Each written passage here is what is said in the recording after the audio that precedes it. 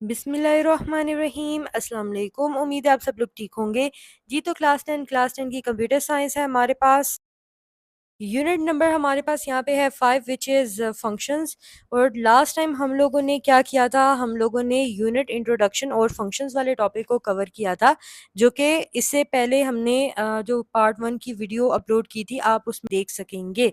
ठीक है, आज का जो हमारे पास लेक्चर है वो एडवांटेजेस ऑफ फंक्शंस के ऊपर होने वाला है। उम्मीद है आपको बहुत अच्छे से समझ आएगी, इसमें हम समझेंगे भी और निशान भी लगाएंगे। ठीक है, तो विदाउट टाइम वेस्टिंग हम आज की वीडियो जो है वो स्टार्ट करते हैं। इससे पहले हम आगे जाएं, आपसे रिक्वेस्ट है कि जल्दी जल्दी हमारे चैनल को सब्सक्राइब करें अगर आपने सब्सक्राइब किया हुआ है, तो आगे भी शेयर किया करें ताकि ज़्यादा से ज़्यादा बच्चे जो है वो फ़ायदा उठा सकें और जल्द से जल्द हमारे 17,000 और फिर बहुत जल्द हमारे जो है वो 20,000 सब्सक्राइबर्स जो हैं वो कंप्लीट हो जाएं। ठीक है जी, तो अभी फटाफट से हम लोग आज का लेक्चर स्टार्ट करते हैं। जी तो स्टूडेंट्स, टॉपिक है हमारे पास एडवांटेजेस ऑफ फंक्शंस, यानी फंक्शंस के हम लोगों ने देखना है कि क्या क्या फ़ायदे हैं।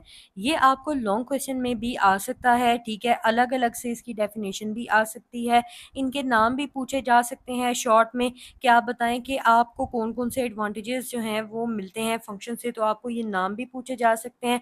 रीयूजेबिलिटी, यानी ये सब जो टॉपिक्स हैं इनके ऊपर अलग अलग आपको जो है ना शॉर्ट में भी आ सकता है और ये लॉन्ग क्वेश्चन में भी आ सकता है कि आप बताएं जी एडवांटेजेस क्या हैं फंक्शन के। ठीक है, तो अभी हम एक एक करके समझते हैं। सबसे पहला हमारे पास यहाँ पे टॉपिक है रीयूजेबिलिटी। अब देखिए लिखा हुआ है function provide reusability of code, यानी फंक्शन हमें प्रोवाइड करता है कि हम कोड को बार बार यूज कर सकें।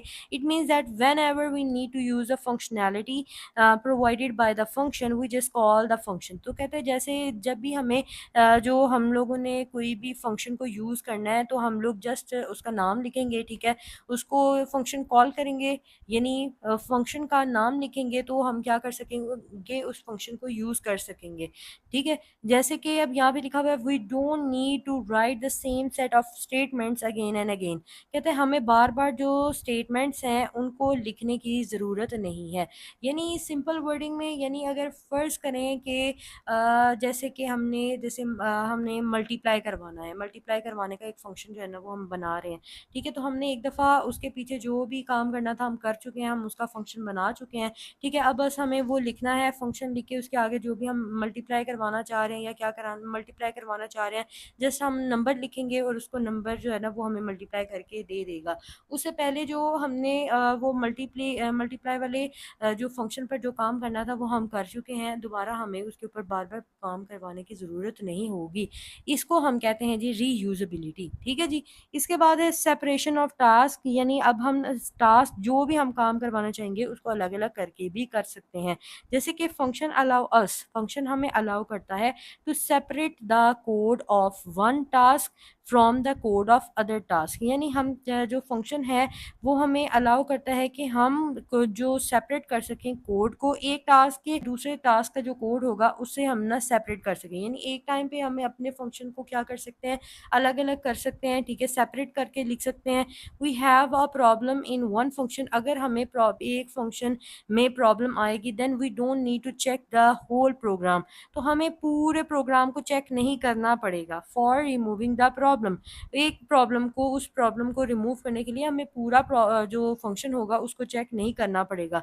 We just need to focus at one single function, तो हमें क्या करना होगा, सिर्फ एक जिसके अंदर प्रॉब्लम आ रही है जस्ट हम उसको जो है ना वो देखेंगे और अपने फंक्शन को जो है ना वो उसके अंदर जो प्रॉब्लम है उसको क्लियर कर लेंगे। जैसे कि फॉर एग्जांपल हम लोगों ने एक कैलकुलेटर बनाना है। ठीक है, कैलकुलेटर में आपको, जैसे आपको पता है, जैसे सिंपल जो कैलकुलेटर है उसमें मल्टीप्लाई भी होता है, डिवाइड भी होता है, प्लस भी होता है, माइनस भी होता है, यानी अलग अलग जो है ना हमारे पास फंक्शंस होते हैं।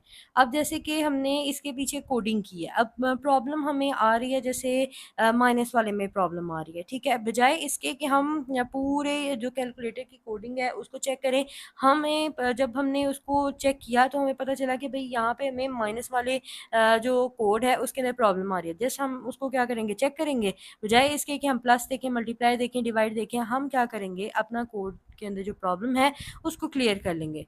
ठीक है, दैट इज़ हाउ जो सेपरेशन ऑफ टास्क है, ये वाला जो हमारे पास ऑप्शन है, ये काम करता है। ठीक है जी।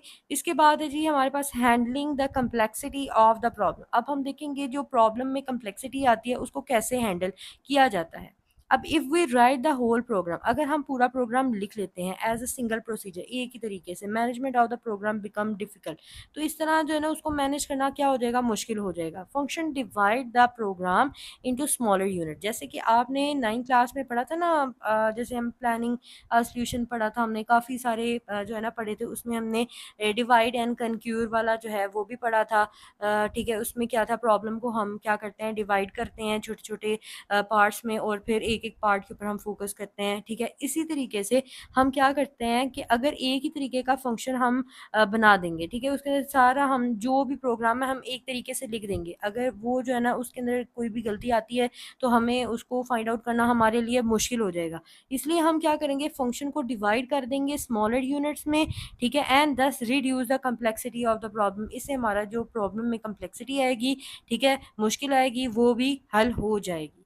ठीक है जी। इसके बाद हमारे पास जो अगला टॉपिक है वो है रीडेबिलिटी। रीडेबिलिटी का क्या मतलब है, इसका मतलब ये है कि divide the programme into multiple functions. हम क्या करेंगे, डिवाइड करेंगे प्रोग्राम को बहुत सारे फंक्शंस में, and improve the readability of the program. तो इससे हमारे पास क्या होगा कि जो प्रोग्राम की जो रीडेबिलिटी है उसको समझना, उसको देखना, ठीक है, उस वो हमारे पास जो है ना वो आसान हो जाएगा।